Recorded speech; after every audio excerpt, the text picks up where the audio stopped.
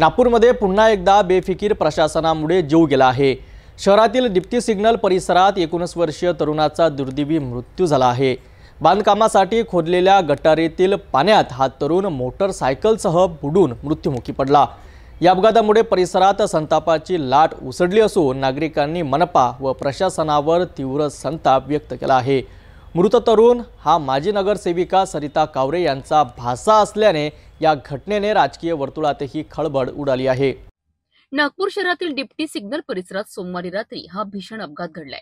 मृत युवकाचे नाव 19 वर्षीय महेंद्र फटिंग असे असून तो दिवसभर काम आटपून घरी परतत होता। बांधकाम सुरू असलेल्या ठिकाणी मनपा प्रशासनाने खोदलेल्या गटारावर कोणतीही सुरक्षा व्यवस्था, बॅरिकेड्स आणि दिव्यांची सोय न केल्याने हा अपघात घडलाय। महेंद्र याची मोटरसायकल थेट पाण्याने भरलेल्या गटारात कोसळली। घटनास्थळी काही वेळातच नागरिकांची मोठी गर्दी जमली आणि संतप्त नागरिकांनी प्रशासनाच्या निष्काळजीपणावर ताशेरे ओढलेत। स्थानिकांनी तातडीने महेंद्रला बाहेर काढले, मात्र तोपर्यंत उशीर झाला होता।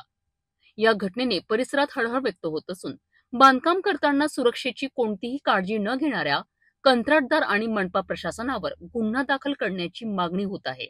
हा अपघात म्हणजे प्रशासनाच्या निष्काळजीपणाचा आणखी एक बळी आहे। डिप्टी सिग्नल परिसरात योग्य प्रकाश व्यवस्था, बॅरिकेड्स आणि सूचना फलक नसल्याने महेंद्रला आपला जीव गमवावा लागला। आता प्रशासन यावर कोणती कारवाई करते आणि मृतकाच्या कुटुंबाला न्याय मिळतो का याकडे संपूर्ण नागपूरचं लक्ष लागलं आहे।